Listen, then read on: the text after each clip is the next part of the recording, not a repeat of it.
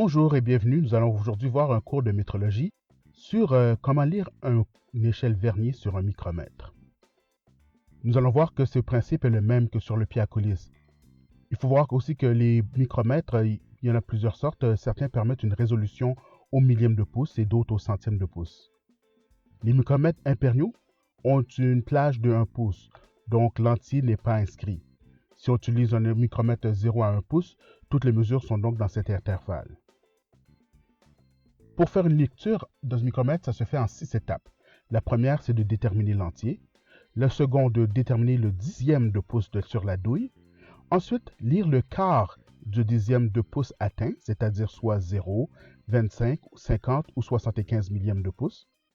Ensuite, lire la valeur sur le tambour qui est au niveau de la ligne de foi.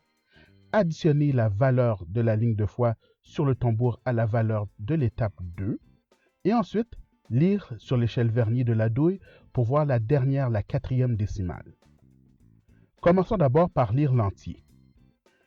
Si vous regardez le micromètre, l'entier n'est pas inscrit. Il faut alors regarder plutôt sur le micromètre tel quel pour savoir quelle est la valeur. On peut voir ici qu'il s'agit d'un micromètre de 0 à 1 pouce avec une précision d'1 millième de pouce. En impérial, comme je l'ai dit précédemment, les micromètres peuvent aller de 0 à 1 pouce, de 1 à 2 pouces, de 3 à 4 pouces, etc. En métrique, le saut se fait à coup de 25 mm, 0 à 25 mm, 25 à 50, etc. Ce n'est pas cependant ce dont on va traiter dans notre cours. Comme il s'agit de micromètres de 0 à 1 pouce, à moins d'avoir dépassé le pouce, nous allons avoir comme première décimale 0, c'est l'entier. Mais bien sûr, dans notre cas, comme nous sommes en système impérial, on n'inscrit pas le 0. Donc, on va commencer par écrire un point dans le cas qui nous intéresse. Passons maintenant à la deuxième étape, lire le dixième de pouce sur la douille. Pour lire le dixième de pouce sur la douille, il faut se servir du tambour. Qu'est-ce que le tambour? Il s'agit de la partie qui tourne ici. Ce tambour-là, la limite de ce tambour, son extrémité, sert de repère. C'est là qu'elle nous indique où arrête la dimension.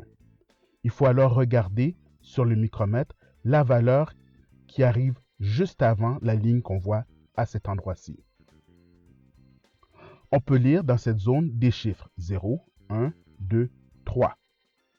Comme nous sommes arrivés à 3, nous savons que nous sommes à 3 dixièmes de pouce. Nous pouvons donc inscrire que la dimension est de 0.3. Les deux prochaines étapes demandent des maths. Ça a l'air difficile, mais si vous y regardez de plus près, faites-moi confiance, si vous savez faire des additions, ça va bien aller. Vous pouvez voir ici une feuille de calcul. Éventuellement, vous ferez ces calculs mentalement. Le calcul, c'est de prendre la valeur du premier quart, l'additionner à la valeur du tambour, et ça nous donnera la deuxième et la troisième décimale. Regardons ça de plus près. Comment faire pour lire le quart de dixième de pouce atteint? Donc, jusqu'à présent, nous avons déterminé que la valeur était de 0.3. Si nous regardons de plus près, nous pouvons voir qu'il y a 4 divisions entre 0 et 100 millièmes. La première ligne représente 25 millièmes, la deuxième 50, la troisième 75 millièmes. Il est important de voir qu'il faut choisir le quart qui est atteint, c'est-à-dire que nous avons atteint ou dépassé. Dans le cas qui nous intéresse, nous voyons que nous n'avons pas encore dépassé la première ligne qui suit le 3. Donc, nous savons que nous n'avons pas 25 millièmes. Il faut donc écrire 0 dans la feuille de calcul. Et voilà, la première partie du calcul est déjà en marche. Maintenant, il faut lire la valeur sur la ligne de foi. La ligne de foi est cette ligne ici montrée en jaune. Il faut voir quelle est la valeur qui est sur le tambour, qui est alignée ou juste avant celle-ci. Encore une fois, c'est la valeur atteinte. Nous voyons ici que nous avons atteint 15 millièmes, mais pas encore 16. On inscrit donc sur notre feuille de calcul 15 millièmes.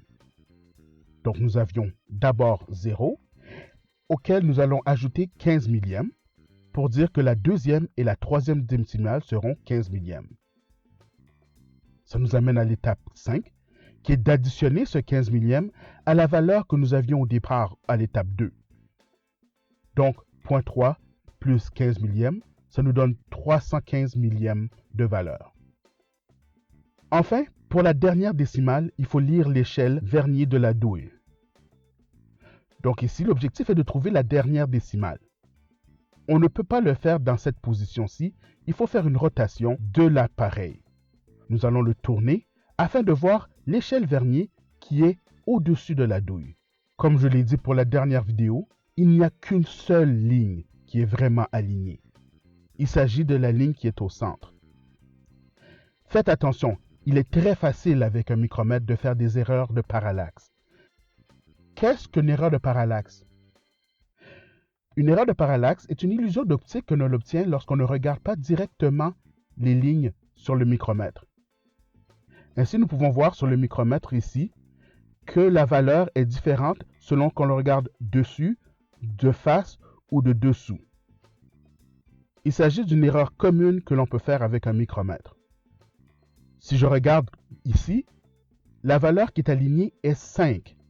Ce 5-là est 5/10 millième de pouce, la 4e décimale. Faites attention de ne pas lire la valeur qui est sur le tambour, mais bien celle qui est sur la douille. Nous avons maintenant réussi à trouver la dimension indiquée par le micromètre, soit de 315 millièmes et 5/10. Maintenant que vous avez vu ces étapes-là, n'hésitez pas à recommencer cette vidéo plusieurs fois afin de pouvoir voir les étapes au ralenti et faites les exercices que je vous propose. Merci, bonne journée.